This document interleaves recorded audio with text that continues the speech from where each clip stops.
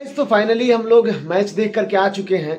आप भी अगर तैयारी कर रहे हो तो कैसे आपको जाना चाहिए, क्या कुछ करना चाहिए, हमारे इस पूरे ब्लॉग में आपको देखने को मिलेगा। तो चलिए शुरुआत करते हैं। कैसा रहा हमारा आज का ये सफर जहां हमने पहली बार मैच देखा है। तो फाइनली हमने ब्लॉग बनाने का plan Delhi Gate metro station से शुरू किया। जब भारी भीड़ थी, भीड़ को देखते हुए हम लोग भी लाइन में लगे हुए थे। इसी दौरान हमने सोचा था कि क्यों नहीं इस ब्लॉग को बनाते हैं और लोगों को दिखाएंगे कैसा लगेगा और कैसे आपको समझना चाहिए। तो मैं और मेरा दोस्त हम लोग लाइन में लगे हुए थे जहाँ मेट्रो की एंट्री हो रही थी। और इस दौरान मैं तो निकल गया था लेकिन मेरा दोस्त फंसा रहा। हालांकि बाद में वो आ गया, लेकिन बहुत एक्साइटेड लग रहा था वो। काफ़ी जल्दी जल्दी वो स्टेडियम की तरफ जाने को बेताब था। बड़ी तेजी से वो स्टेडियम की तरफ भाग रहा था। इस दौरान मैंने उससे बात करने की भी कोशिश की लेकिन वो बात करने को तैयार नहीं था। हम लोग मेट्रो को पार कर चुके हैं और अब जल्दी जल्दी एक्साइटमेंट देख लो इसके।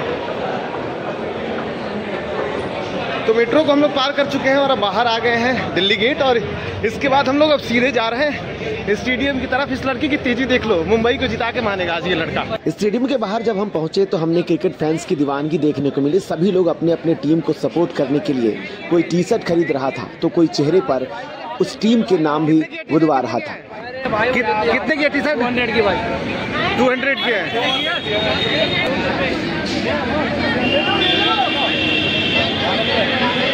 हम तो मुंबई इंडियंस के सपोर्ट में गए थे लेकिन सबसे ज़्यादा हमने देखा कि आरसीबी के फैंस वहां पहुंच रहे थे। इस दौरान मेरे और मेरे दोस्त के बीच में कुछ बातें हुई। हमने कहा कि आरसीबी के सपोर्टर ज़्यादा हैं तो उसने क्या कुछ कहा, उसने अपना तर्क अलग ही रख दिया। क्या कुछ? अरे नहीं, फैन तो मुंबई की है, आरसीबी तो सिर्फ एक क्रेज है। अच्छा, तो क्रेज और फैन में क्या मतलब है, जरा समझा दो। फैन जो होते हैं वो ट्रू होते हैं, क्रेज तो बस एक मैच का पागलपन होता है। अच्छा, तो साहब के तर्क तो आपने सुन ही लिए, लेकिन हम लेट हो रहे थे, जल्दी जल्दी हम आगे बढ़ रहे थे। हमें उम्मीद नहीं थी कि इतनी भीड़ होने वाली है, लेकिन लोगों की भीड़ देख हम खुद दंग थे। एक एक दो करके हम आगे बढ़ते रहे। इस दौरान हमें दिख गया मुंबई इंडियन को सपोर्ट करने के लिए झंडा। हमने तुरंत वो झंडा खरीद लिया और फिर हम आगे बढ़ने लगे। और इस दौरान हमने देखा कि लोग जो है वो अपनी अपनी टीम के सपोर्ट के लिए अपने अपने तरीके से कोई झंडा, कोई टी शर्ट वगैरह खरीद रहा था। बस क्या था, हम भी तो मुंबई के चाहने वाले थे। जैसे हम आगे बढ़े लोगों की भारी भीड़ देखने को मिली, हमें उम्मीद नहीं थी, वो हुआ। 1 2 3 4 ये हाल है। आगे तो फाइनली हम लोग आगे बढ़ते हुए गेट नंबर 3 से हमारी एंट्री हुई और हम पहुंच गए स्टेडियम में, जिसका नज़ारा देख आप समझ सकते हैं कि कोई व्यक्ति पहली बार जब स्टेडियम में पहुंचा हो तो क्या उसके लिए होगा खास।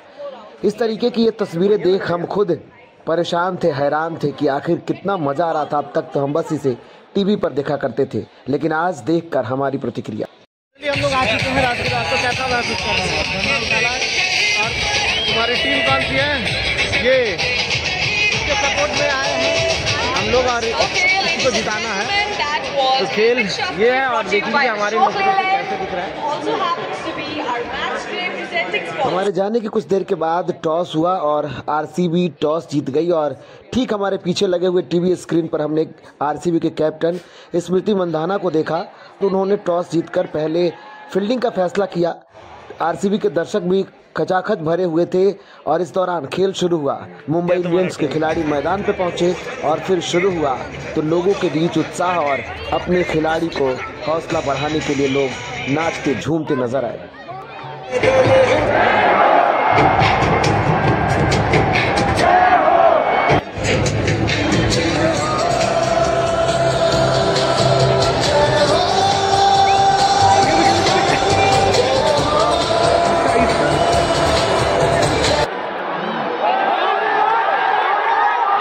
उत्साह तो वैसे खूब चल रहा था लेकिन मुंबई इंडियंस की टीम बेहतर नहीं कर रही थी और एक एक करते सारे खिलाड़ी जो थे वो पवेलियन की तरफ वापस जाते रहे।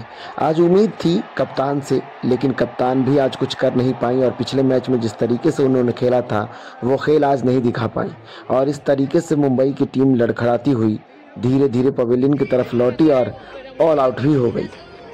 हालांकि आज एक चीज़ देखकर बड़ा अच्छा लग रहा था। अब से पहले जब हम टीवी पर मैच देखा करते थे तो ब्रेक के दौरान क्या कुछ होता था ये हमने नहीं देखा था, लेकिन आज हमने देखा कि इस तरीके से जब ब्रेक हो रहे थे तो कैसे पिच पर गाड़ियां जो थी वो दौड़ती हुई आपको दिखाई दे रही होंगी सामने, और जो भी खिलाड़ी थे वो एक दूसरे से बात करते हुए नजर आ रहे थे।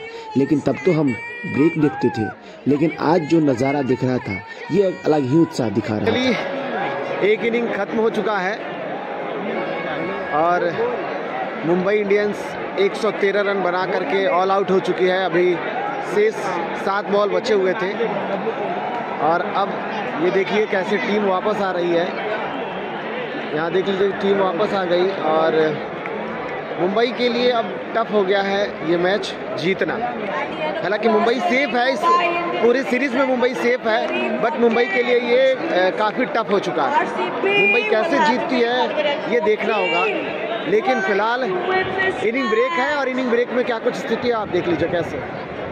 तो चलिए ब्रेक हुआ है और इस ब्रेक में आपको कुछ जानकारी की बातें बता देते हैं। तब तक इनिंग ब्रेक है। आपको बता दूं कि अगर आप दिल्ली के फिरोज शाह कोटला यानी अब उसे अरुण जेटली स्टेडियम कहते हैं, उसमें अगर आप खेल देखने जाना चाहते हैं तो आपको सुरक्षा का पुख्ता इंतज़ाम करना होगा। आप कोई भी बैग या फिर कोई भी डिजिटल सामान लेकर के नहीं जा सकते। एटलीस्ट अगर आपके हाथ में कड़ा भी होगा तो वो भी आप लेके नहीं जा सकते। तो ये टीम देखिए किस तरीके से तैयार हो रही है और ये मुंबई की टीम है। अब मुंबई की टीम फील्डिंग करने उतरेगी और उनकी तैयारी ये देखने को मिली। काफ़ी करीब हम बैठे हुए थे, इस दौरान हमने सारे खिलाड़ियों को देख लिया किस तरीके से खिलाड़ी यहाँ पर तैयारी कर रहे हैं। और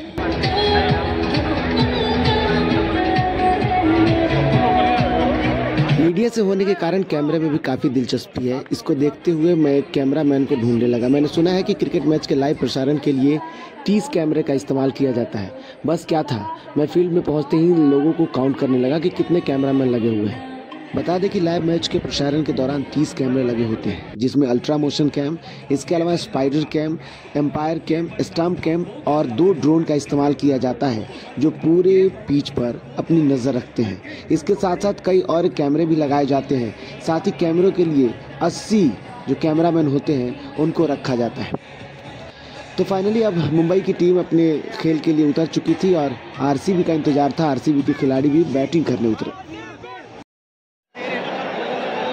आरसीबी के खिलाड़ियों ने बेहतर प्रदर्शन किया और महज कुछ देर के बाद ही मैच पलट दिया और जीत को मुंबई के खाते से छीन लिया। और इस तरीके से जैसे ही खेल अपने आखिरी पड़ाव पर था, उससे पहले ही मुंबई के जो दर्शक थे वो जाने लगे।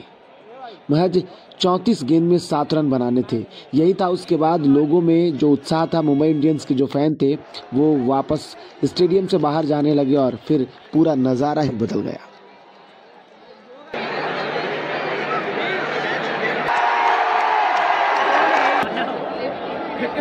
और इस तरह देखते ही देखते मुंबई इंडियंस की टीम 7 विकेट से हार गई थी।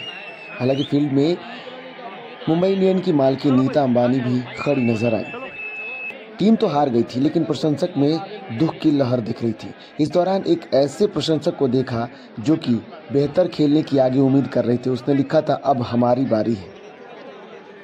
मुंबई इंडियन और आरसीबी के बीच खेले जा रहे WPL मैच का ये जो मैच था वो देर रात 11 बजे खत्म हुआ, लेकिन उसके बाद अब लोग मेट्रो की तरफ बढ़े।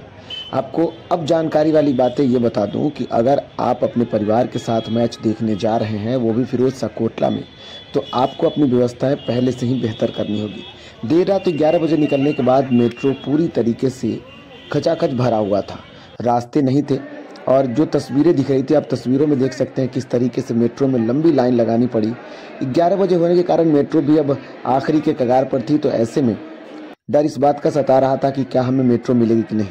हालांकि हम तो मेट्रो तक एंट्री कर गए, लेकिन उसके बाद अंदर का नज़ारा जो देख रहे हैं ये भी बहुत डराने वाला था कि क्या अब इतनी मेट्रो होंगी जो इन लोगों को लेकर के जाएंगी।